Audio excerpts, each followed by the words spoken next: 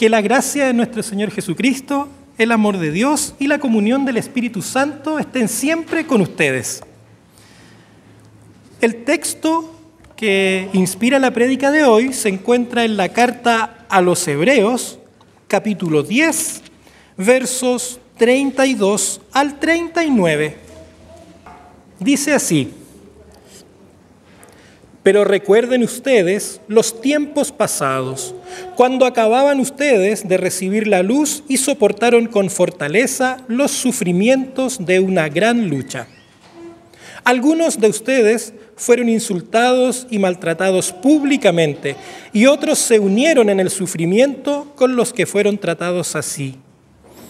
Ustedes tuvieron compasión de los que estaban en la cárcel y hasta con alegría se dejaron quitar lo que poseían, sabiendo que en el cielo tienen algo que es mucho mejor y que permanece para siempre.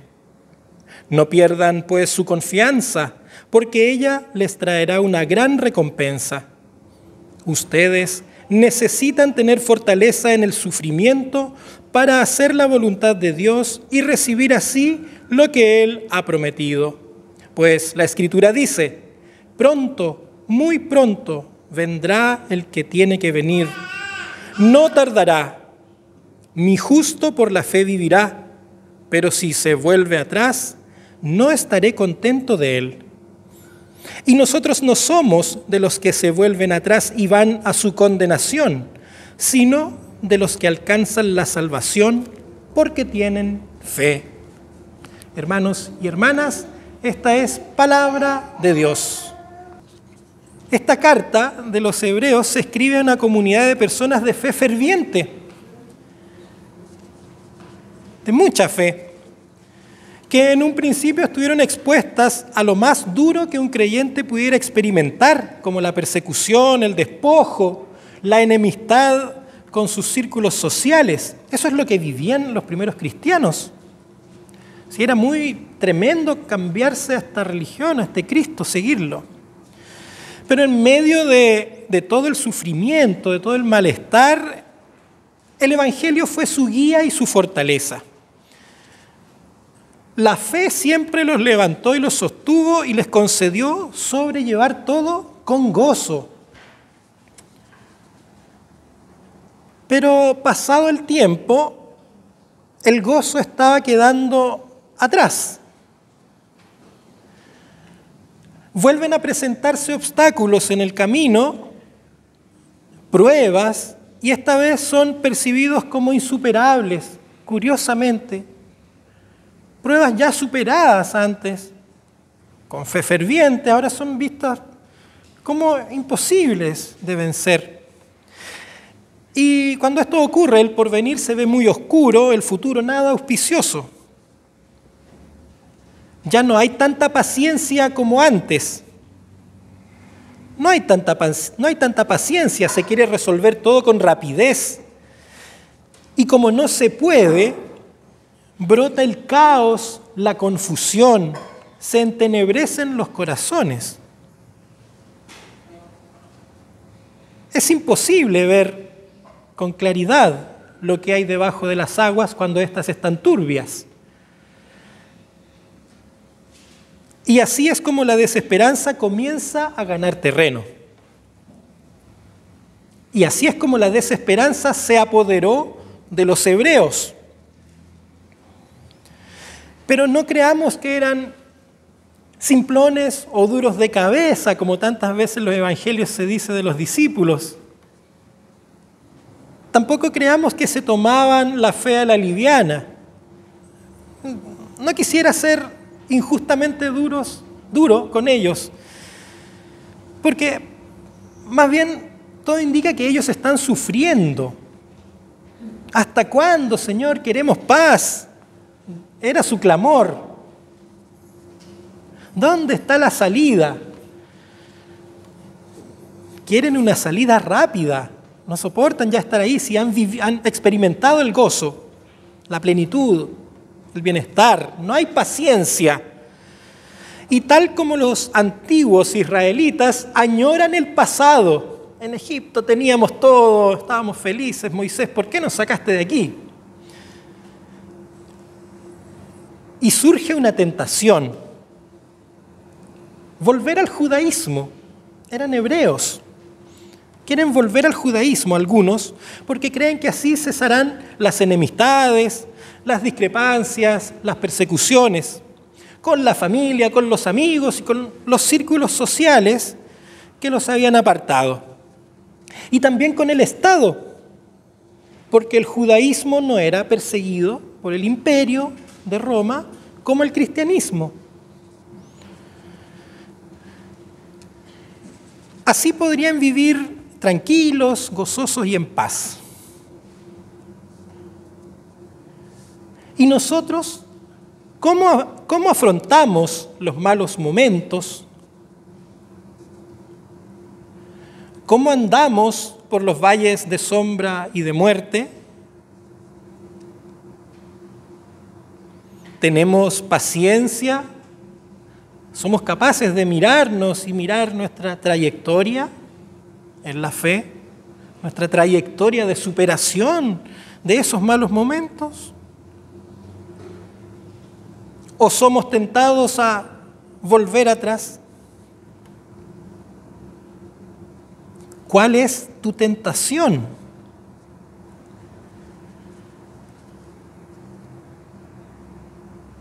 Cuando el ser humano goza del bienestar, no quiere perderlo. De cierto modo, es más fácil resistir a la adversidad que a la prosperidad.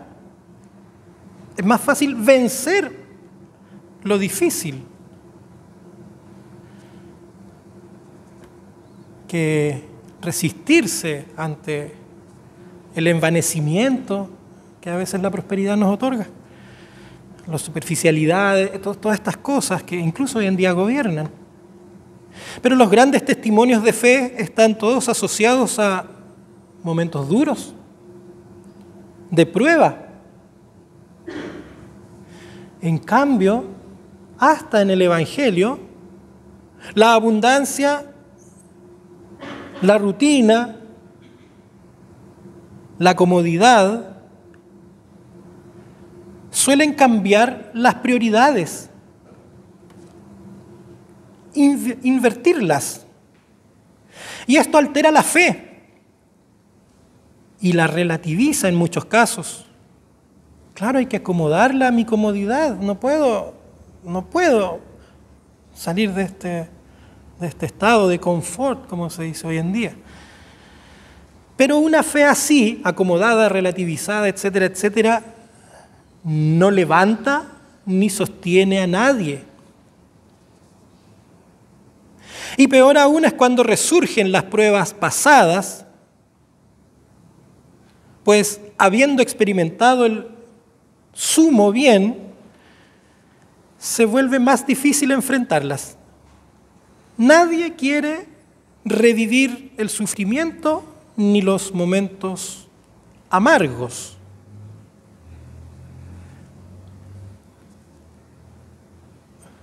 Hoy en día cuesta mantenerse firme en la fe. Creo yo, observo, y me pregunto por qué. ¿Será que el ser humano posee un alto grado de incapacidad para ver la realidad iluminada por el Evangelio? ¿Por qué? ¿Por qué presentar esta incapacidad? Porque también se observa una especie de hiperactividad existencial que le hace constantemente girar la mirada, quitar la mirada del centro, de ahí, de esa realidad iluminada por el Evangelio. No, queremos ver para otros lados. Aunque no sepamos qué hay ahí, o peor aún, aunque sepamos que hay nada. El ser humano actual no se conforma con el camino que Dios le ha trazado. Y así es como desvaloriza la fe y la archiva ante cualquier pensamiento que le parece superior, más atractivo, porque supuestamente le da respuestas rápidas. Pero un negocio fácil habitualmente termina en estafa.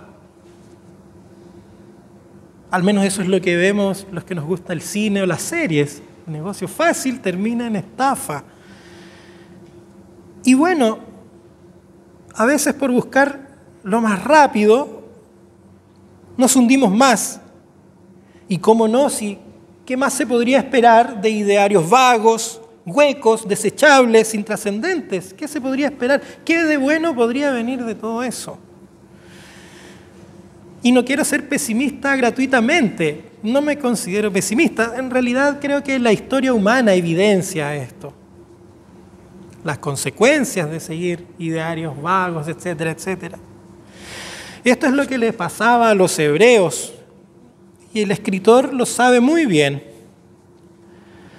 porque los conoce y conoce su realidad, conoce sus flaquezas, sus sufrimientos, y también conoce su pasado de fe abundante y ejemplar, de tesón, de fidelidad. Era una gran comunidad. Por eso este autor no tiene interés en reprenderlos ni en condenarlos. No viene como juez. Más bien es un pastor que quiere reanimar y reconfortar. Es lo que quiere hacer este mensaje con nosotros también hoy. Y el escritor no encuentra un mejor método que el hacerlos recordar. Pero no cualquier recuerdo. Se trata de la voz más dulce y apacible nunca antes escuchada. Se trata de recordar la voz del Evangelio. Es como si les dijera: recuerden el tesoro concedido, la libertad y la paz gozadas. Recuerden cómo las adversidades fueron sometidas. Los transporta a su mejor momento,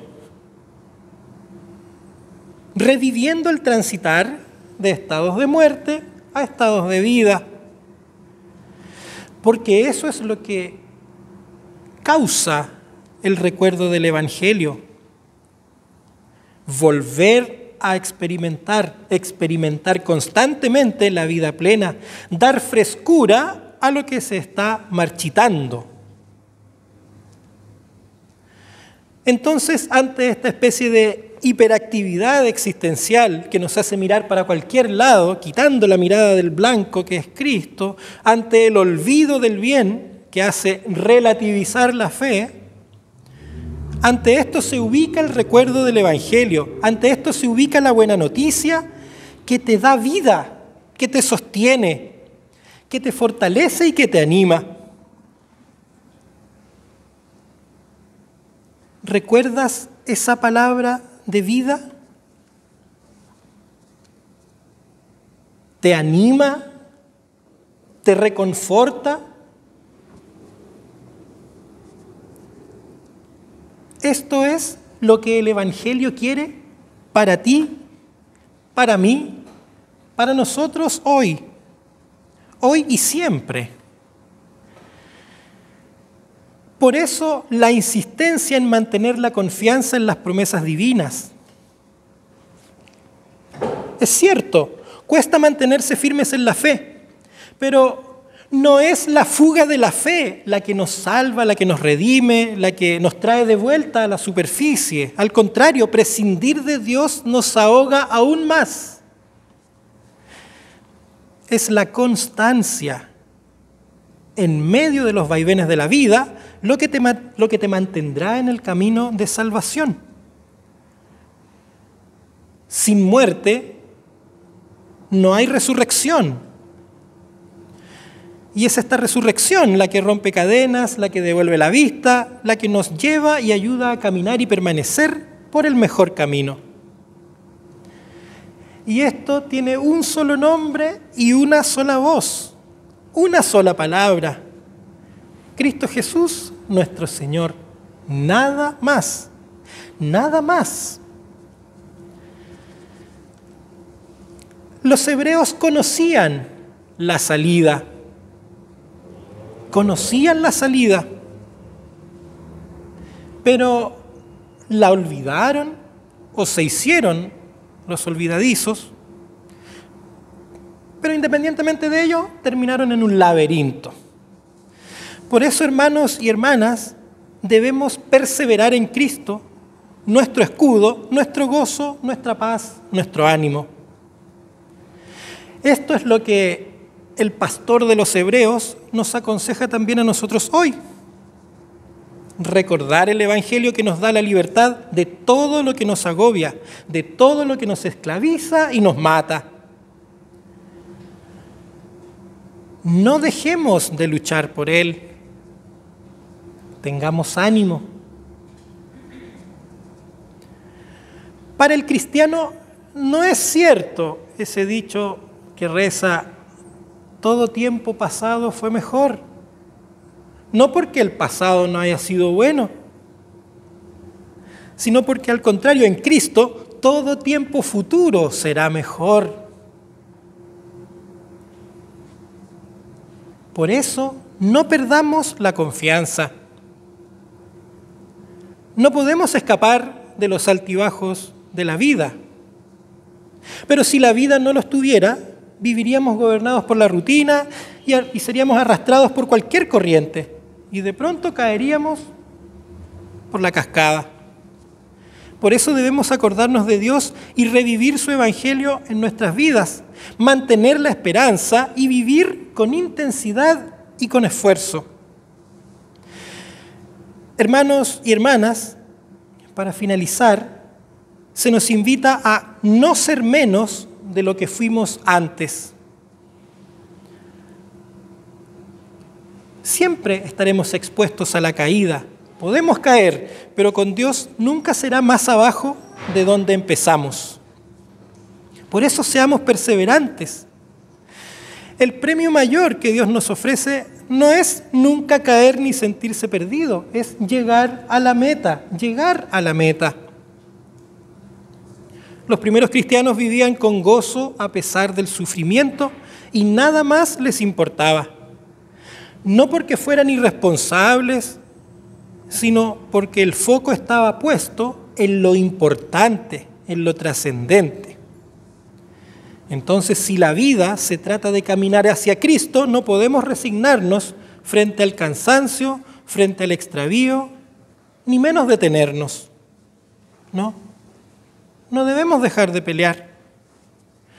Aunque a veces la plenitud parece lejana, pero por eso la insistencia en recordar que solo falta un poquito para la llegada del Señor.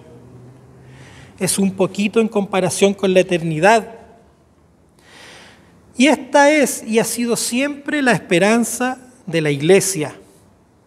Por eso creamos en esto y seamos fieles y dejemos que Cristo more en nuestros corazones y los guíe. Amén.